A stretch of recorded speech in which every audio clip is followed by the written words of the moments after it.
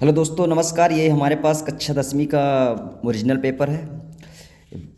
आइए इसके सलूशन के बारे में बात करते हैं। सबसे पहले हमारे पास ये दिया है, आप अपना सलूशन मैच कर सकते हैं कौन सा आप सही करके आए हैं और पता कर सकते हैं कितने नंबर का हमारा सही है कि नहीं है। सबसे पहले जैसे हमारे पास द्विघात समीकरण का मानक रूप क्या है, तो ये बहुत ईजी है। जैसे कि मैंने बताया था वैसे ही सेम टू सेम प्रश्न आए हुए हैं। अब जितना मैंने बताया था आप हमारे यूट्यूब चैनल में आप उस दिन का वो देख सकते हैं। मैंने 7 पार्ट तक ऑब्जेक्टिव डाल के उसमें रखा था, पूरे का पूरे उसी तरह से आए हुए हैं। जैसे जैसे मैंने बताया था उसी तरह से आए भी है। देखिए, जैसे हमारे पास द्विघात समीकरण का मानक रूप क्या था, द्विघात समीकरण का मैंने 100% बताया था कि ये आएगा ही आएगा। तो ये ax² + bx + c बराबर 0, a बराबर नहीं है नॉट इक्वल टू 0 के।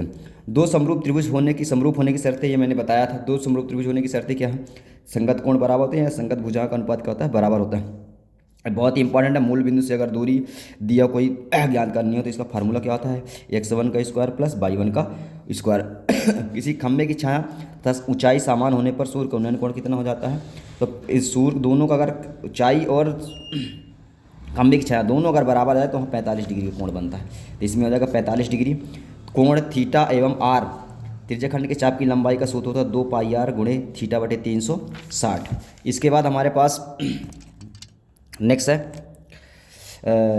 ये हो गया। अब 20 और 40 का वर्ग चिन्ह ज्ञात करना, तो 20 और 40 का वर्ग क्या जाएगा, दोनों को जोड़ के 2 का भाग दे दीजिए 60 आ जाएगा। तो 20 और 40 का वर्ग चिन्ह क्या जाएगा 60। इसके बाद 6 और 20 का लघुत्तम क्या आएगा, 6 और 20 का एससीएम तो क्या जाएगा 2 आएगा। ये सब मैं बताया हुआ था।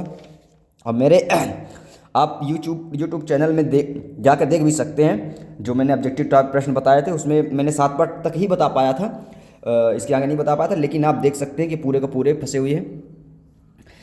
ये देखिए a1/a2 बराबर b1/b2 बराबर c1/, ये इसमें कौन सा हल होगा, तो इसका अनंतर अनेक हल होंगे।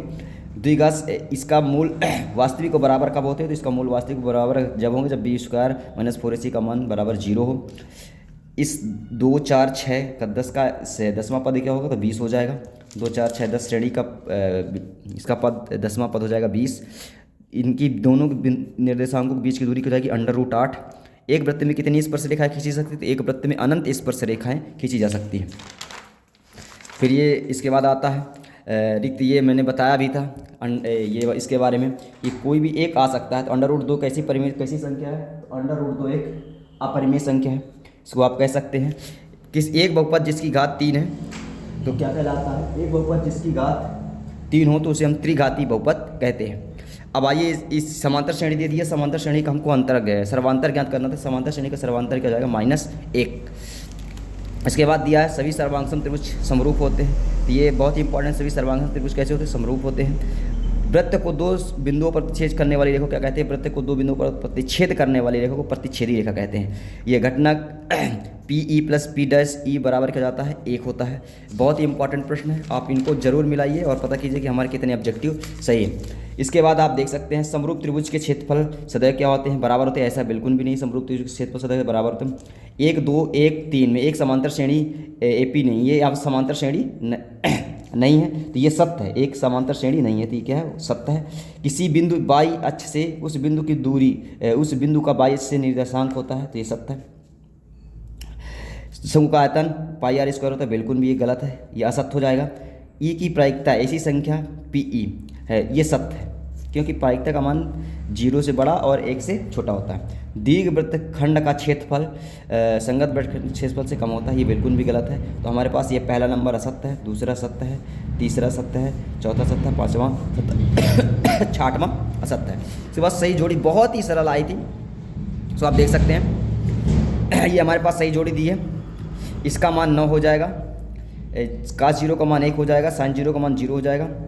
त्रिज्यखंड का क्षेत्रफल हो जाएगा थीटा बटे πr²। अर्धगोले का वक्र पृष्ठीय क्षेत्रफल हो जाएगा 2πr²। अर्धगोले का संपूर्ण पृष्ठीय क्षेत्रफल हो जाएगा 3πr²। इसके बाद ये दोस्तों आप देख सकते हैं कि हमारे पास जो वो मैंने इंपॉर्टेंट प्रश्नों की जो लिस्ट बताई थी, जो बताया था, इसमें से ये जरूर पूरे का पूरे मिल रहे हैं। आप जाके, अगर आपको विश्वास नहीं तो आप ये अब जाके मिला भी सकते हैं।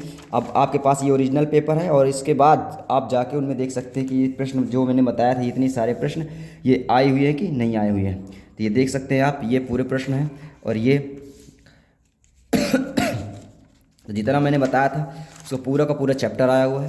तो अपने दोस्तों को भी शेयर कीजिए, कर दीजिए, ताकि अपना जो जो भी आपके दोस्त है, ये मैंने आधारभूत अनुपात समानुपातिकता प्रमेय, थेल्स का प्रमेय बताया था, ये मैंने अनुपात ज्ञात करने के लिए बताया था, ये सारे जितने भी इस क्वेश्चन में बताया था, ये मैंने बताया था इनके बीच की दूरी ज्ञात कीजिए। एक दूरी जरूर आएगी, एक मैंने बताया था कि ये संगत संगत जरूर आता है, उसमें से पढ़ना था। एक ये मैंने बताया था, ये वाला क्या आएगा था। जितने भी बताए, जितना मैंने बताया था वो पूरे के पूरे प्रश्न आए हुए हैं, तो इनको ये देखिए। तो आप ऐसे जितने भी पेपर आने वाले हैं, कोई भी सब्जेक्ट का हो, जो मैं बताता हूँ लगभग वही प्रश्न आते हैं। तो आप जितने भी मैं वीडियो डालता हूँ उनको ज़रूर देखिए और अपने दोस्तों को भी सेंड कीजिए, ताकि जितने भी आपके दोस्त हैं उनको ये कुछ ना कुछ पेपर में ज़रूर हेल्प हो सके। तो ये वीडियो आप ज़्यादा से ज़्यादा दोस्तों को शेयर कीजिए, ताकि आपके जितने भी दोस्त भाई हैं अपनी आंसर शीट क्या कर लें, मिला लें।